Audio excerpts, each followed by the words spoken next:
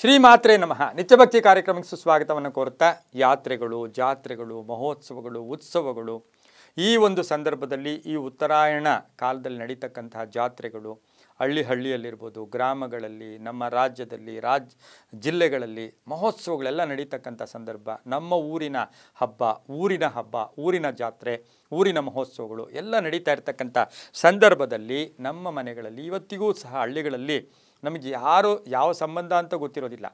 ಆದರೆ ನಮ್ಮ ಸಂಬಂಧಿಗಳು ಬಂದಾಗ ನಮ್ಮ ಮನೆಗೆ ಬಂದರೂ ಕೂಡ, ಬೇರೆಯ ಸಂಬಂಧಿಕರು ಬಂದರೂ ಕೂಡ ಅವರಿಗೆ ಆತಿಥ್ಯವನ್ನು ಅಥವಾ ಅವರಿಗೆ ಗೌರವವನ್ನು, ಅತಿಥಿ ಸತ್ಕಾರವನ್ನು ಮಾಡೋ ಜೊತೆಗೆ ಇವತ್ತಿನ ದಿವಸ ಜಾತ್ರಾ ಮಹೋತ್ಸವಗಳಲ್ಲಿ, ರಥೋತ್ಸವಗಳಲ್ಲಿ ನಾವು ಒಂದು ದಾನ ಧರ್ಮದ ಕಾರ್ಯಗಳಲ್ಲಿ ವಿಶೇಷವಾಗಿ ಮಾಡ್ತಕ್ಕಂಥದ್ದೇ ಪಾನಕ, ಮಜ್ಜಿಗೆಯನ್ನು ಅಥವಾ ಈ ಸಮಯದಲ್ಲಿ ಪಾನಕ ಕೊಡೋದು, ಮಜ್ಜಿಗೆ ಕೊಡೋದು.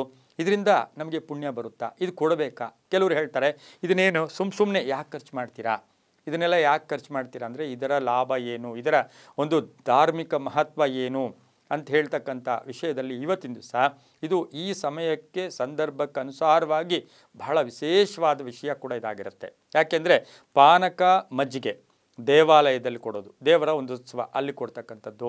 ಹಾಗೆ ಬಂಡಿಗಳನ್ನು ಕಟ್ಕೊಂಡು, ಎತ್ತಿನ ಬಂಡಿಗಳು ಕಟ್ಕೊಂಡು, ಬಂಡಿಗಳಲ್ಲಿ ದೊಡ್ಡ ದೊಡ್ಡ ಪಾತ್ರೆಗಳನ್ನು ಇಟ್ಕೊಂಡು ಒಂದರಲ್ಲಿ ಮಜ್ಜಿಗೆ, ಒಂದರಲ್ಲಿ ಪಾನಕ ಮಾಡಿ ಆ ಊರಿನಿಂದ ನಾವು ಊರಲ್ಲೆಲ್ಲ ಹಂಚ್ತಕ್ಕಂಥದ್ದನ್ನು ಇವತ್ತು ನೋಡ್ತಾ ಇದ್ದೀವಲ್ವ.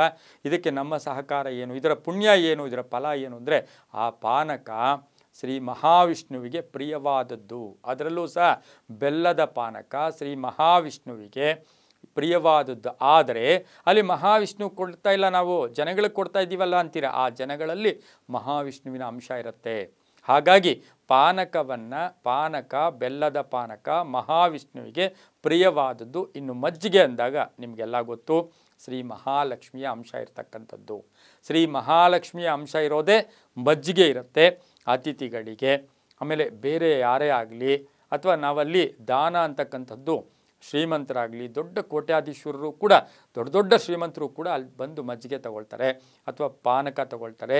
ನಮ್ಮಲ್ಲಿ ಹೇಳ್ತೀವಿ, ನ ಕರ್ಮಣ ನ ಪ್ರಜಯ ನ ಧನೇನ ತ್ಯಾಗೇನೈಕ ಅಮೃತತ್ವ ಮಾನುಷಃ. ನ ಕರ್ಮಣ ನ ಪ್ರಜಯ ನ ಧನೇನೈಕ ಅಮೃತತ್ವ ಮಾನುಷಃ. ಇದೇನಪ್ಪ ಅಂದರೆ, ನೀವು ಏನೇ ಮಾಡಿ ಆ ತ್ಯಾಗ ಭಾವನೆಯಿಂದ ಬರ್ತಕ್ಕಂಥ ಪುಣ್ಯ ಎಲ್ಲೂ ಸಿಗೋದಿಲ್ಲ. ವಿಷ್ಣುವಿಗೆ ಪ್ರೀತಿಗೆ ಪಾತ್ರರಾಗ್ತೀರಾ, ಮಹಾಲಕ್ಷ್ಮಿಗೆ ಪ್ರೀತಿಗೆ ಪಾತ್ರರಾಗ್ತೀರಾ.